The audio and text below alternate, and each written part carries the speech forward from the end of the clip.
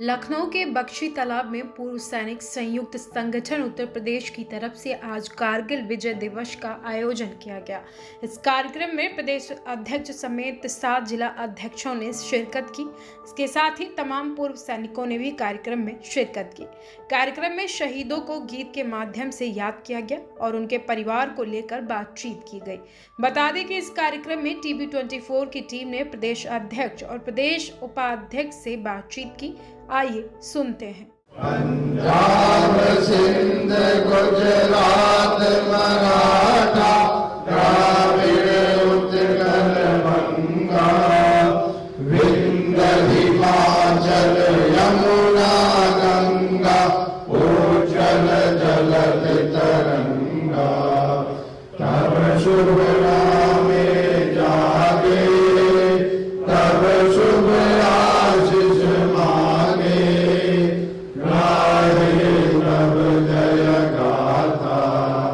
जनगण मंगलदायक जय हे भारत भाग्य विधाता जय हे जय हे जय हे जय जय भारत माता की। हमारे साथ मौजूद हैं के दीक्षित जी, आपका बहुत बहुत स्वागत है हमारे चैनल। Thank you.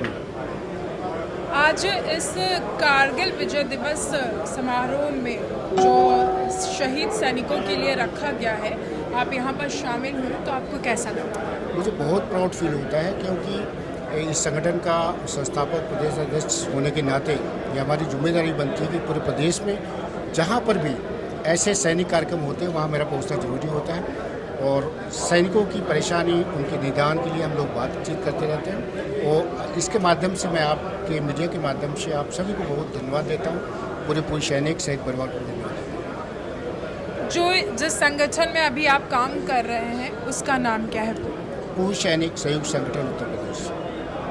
इस संगठन के जरिए अभी तक आपने कितने ऐसे सैनिकों की या उनके परिवार की मदद करी है जिनको ज़रूरत थी मदद की? यस, उसमें कई ऐसे केसेस हैं, चाहे कानपुर की बात करें, फतेहपुर की बात करें, प्रयागराज की बात करें या लखनऊ की बात करें।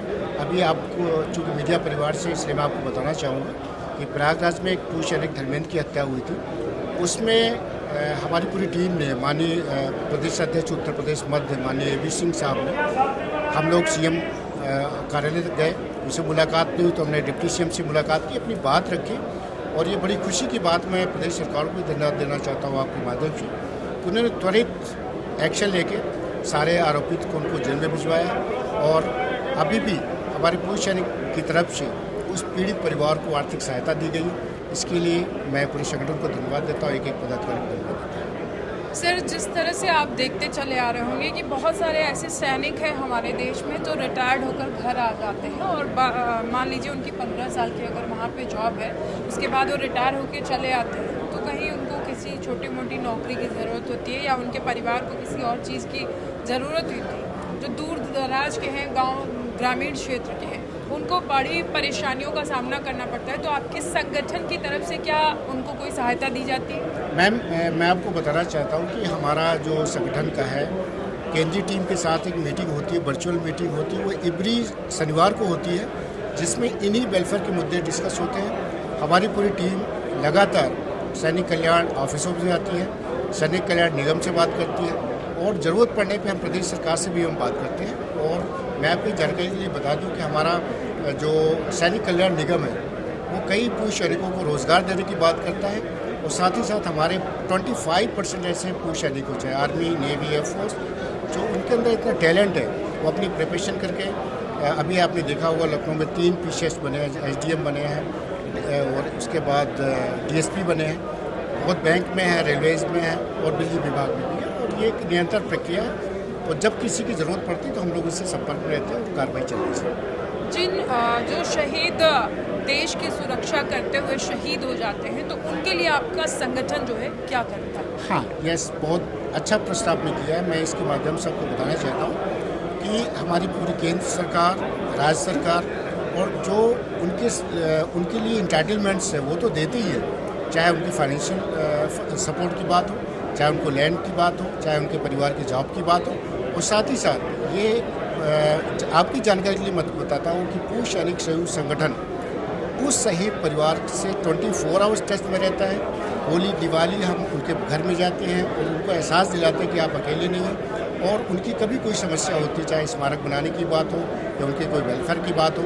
अभी हमारी केंद्रीय टीम ने डिसाइड किया है कि हम माननीय मुख्यमंत्री उत्तर प्रदेश जी से मिलेंगे और अनुरोध करेंगे कि शहीद परिवार को विशेष परिवार का दर्जा दिया जाए। ये हमारे एजेंडे में है और इस पर हम कामयाब होंगे। हमारे साथ मौजूद हैं बातचीत के लिए AB सिंह जी, जो आर्मी में रह चुके हैं, और इनसे हम बातचीत करेंगे। बहुत बहुत स्वागत है आपका ma'am ji. Thank you ma'am.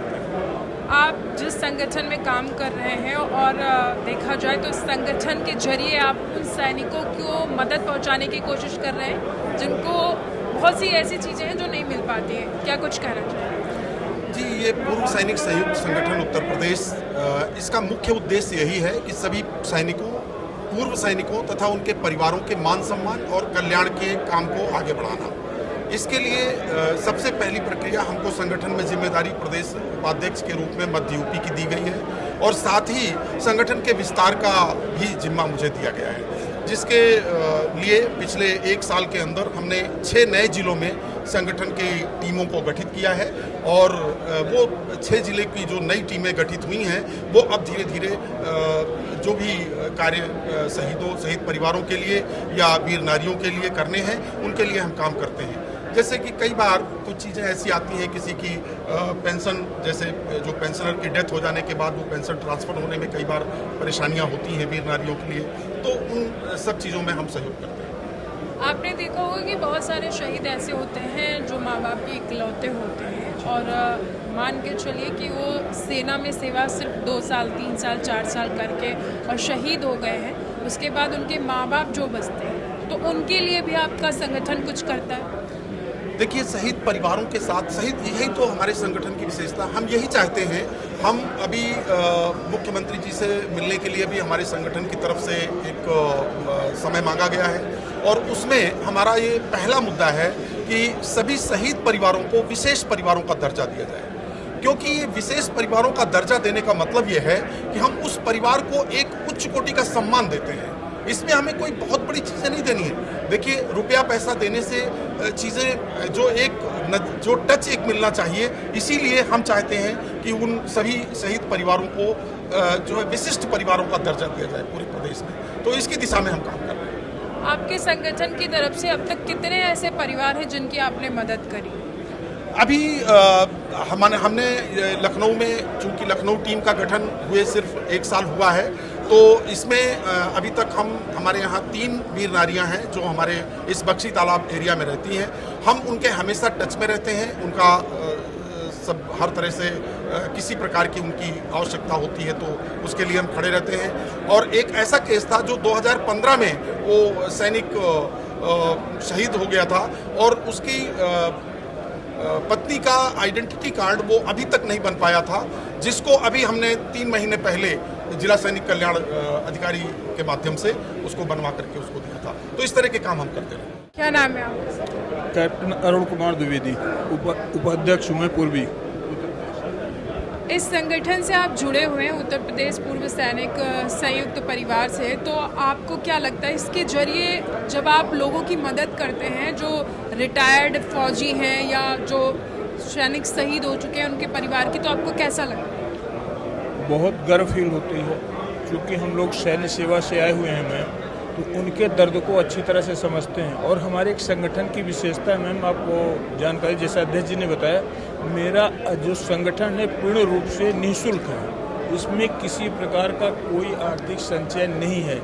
यहाँ पे जो भी एफर्ट है सभी सदस्यों के द्वारा सैनिक परिवार के लिए किया जाता है, और इसके लिए सबसे ज़्यादा हमारे संगठन के जो फाउंडर है हमारे अध्यक्ष जी हैं वो काफ़ी, और हम लोगों का जो ग्रामीण क्षेत्र बोला ना, जो दूर दराज है, वहाँ ग्रामीण क्षेत्रों में, दूर दराज के क्षेत्रों में जो भी सैनिक हमारे सेवानिवृत्त हैं उनके लिए हम लोग प्रयास करते हैं, उनसे जाकर मिलते हैं, और जो शहीद परिवार होते हैं उनके लिए जिस तरह की मदद होती, चाहे सामाजिक हो, आर्थिक हो, प्रशासनिक हो, वो हर तरह की मदद के लिए हमारा संगठन अग्रसर रहता है। राज्य सरकारों की तरफ से लगातार जो सैनिक हैं जो शहीद हो जाते हैं उनको मदद पहुंचाई जाती है। अगर भूल से भी किसी सैनिक को नहीं मिल पाई, उनके परिवार को, जो शहीद परिवार होता है उनको नहीं मिल पाती, तो क्या आप उनके लिए भी काम करते हैं? बिल्कुल मैम, उसके लिए सबसे ज़्यादा करते हैं। अगर उन्हें कोई सरकारी सुविधा से वंचित रहते हैं तो उसके लिए हम लोगों को निश्चित तौर पे जो जिला सैनिक कल्याण अधिकारी होते हैं, पुनर्वास अधिकारी होते हैं, उनसे जाके हमारा संगठन व्यक्तिगत तौर पे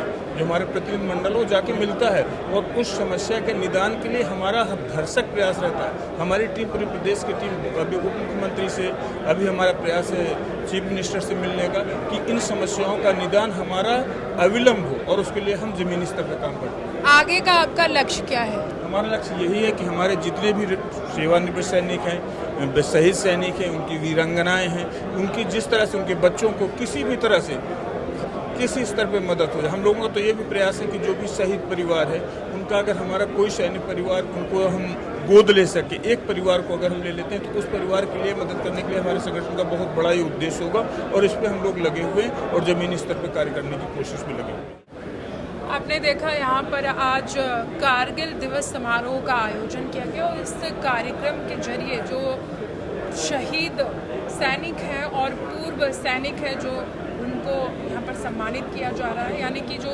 शहीद सैनिक हैं उनके परिवार को बुलाकर सम्मानित किया जा रहा है और जो पूर्व सैनिक हैं उनको बुलाया गया। इस संगठन में कई सारे ऐसे लोग हैं जिनको जोड़ा जा रहा है, जिनके जरिए जो सैनिक हैं जिनके पास सुविधाएं नहीं पहुँच पाती उन तक पहुँचाने का काम किया जा रहा है। और इस संगठन के जरिए पूरे उत्तर प्रदेश में ये जो सैनिकों को परेशानी होती है, कभी उनके परिवार को पेंशन नहीं मिल पाती है, शहीद के परिवार होते हैं, और कभी खुद सैनिक जो किसी न किसी वजह से परेशान रहता है, उन सभी की समस्याओं का निदान करने के लिए ये संगठन हमेशा तत्पर रहता है। और हमारे चैनल के माध्यम से इन सभी लोगों ने, जो उपाध्यक्ष हैं, अध्यक्ष हैं, प्रदेश अध्यक्ष हैं, उन्होंने अपील की है कि इस संगठन से ज़्यादा जो पूर्व सैनिक हैं वो जुड़े और अपनी समस्याओं को बताएं ताकि वो इसका निदान करा सकें। कैमरामैन सूरज के साथ मैं सोनम सिंह, TV 24 लखनऊ।